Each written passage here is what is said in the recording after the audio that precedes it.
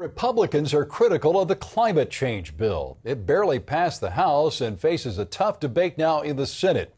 GOP leaders call it an energy tax. It says it will send jobs overseas. Eric Stackelbeck has the story from Washington. The president believes the bill will help fight climate change. It could have a huge effect on the way in which the U.S. produces and uses energy. The bill would limit overall greenhouse emissions and increase their price year by year. The goal is to push industry to find cleaner ways to make energy, like wind and solar, and create so-called green jobs. We cannot be afraid of the future, and we must not be prisoners of the past. Don't believe the misinformation out there that suggests that there's somehow a contradiction between investing in clean energy and economic growth. It's just not true. But Republicans say that's exactly the case. They've compared the House bill to a national energy tax that would drive manufacturers and jobs overseas to countries with less strict emission standards. This bill will turn out the lights on America.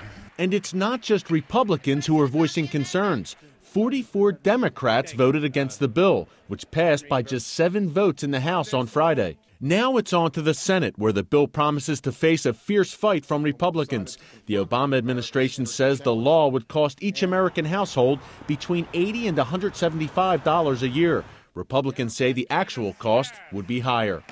Eric Stackelbeck, CBN News, Washington. New research suggests a surprising number of teenagers, nearly 15%, think they're going to die young. That fear often leads many to drug use, suicide attempts, and other unsafe behavior.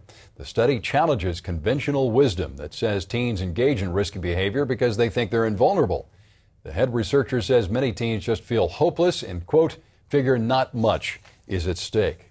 South Carolina Governor Mark Sanford says he is not going to resign. Sanford's continued to receive a lot of criticism after admitting to an extramarital affair with a woman from Argentina. That woman, Maria Belen-Shapur, acknowledged her relationship with Sanford on Sunday. Sanford's wife, Jenny, says that before his recent trip to Argentina, she had told her husband, quote, in no uncertain terms, not to see her. Iran is recounting some of the votes cast in its disputed presidential election, an apparent attempt to placate the opposition.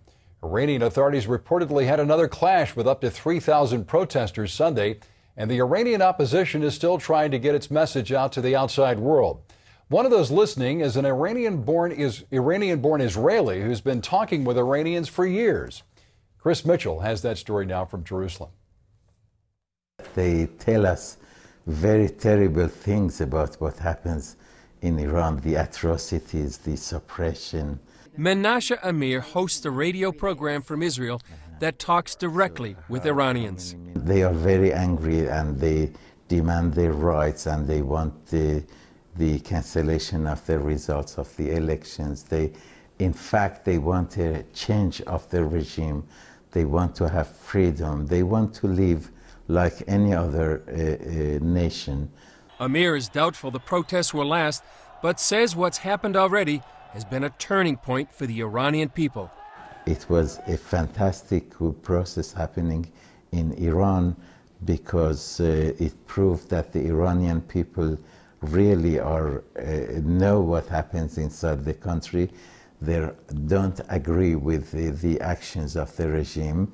They want to change it. Amir says the protesters are looking to the West, and particularly the U.S., for help. In fact, the Iranians are very much expecting the international community, and especially the Western country, and mainly the United States, to give them a better and more a better help and to support them.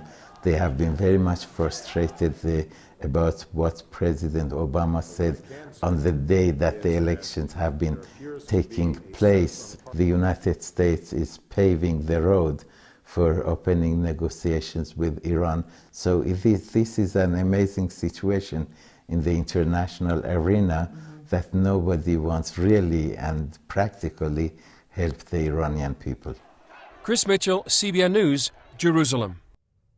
Israeli Defense Minister Ehud Barak meets today with U.S. Middle East envoy George Mitchell in New York. The ongoing disagreement between the U.S. and Israel over building at West Bank settlements tops their agenda. President Obama is demanding a complete freeze to Israeli construction in the West Bank, but Israeli Deputy Prime Minister Dan Meridor says Israel and the U.S. have a verbal agreement allowing Israel to build in existing communities. India's government planning to provide more than 1 billion citizens with ID cards over the next 3 years. The London Daily Mail reports the government is keeping a database that will help deliver vital social services. And they say it will cut back on identity fraud. But critics question the card's ability to help deliver social services, and they worry that the cards could be required to provide citizenship. India's project will be the second largest citizens database in a democracy. China is the largest. You can always get the latest from CBN News by going to our website at cbn.com.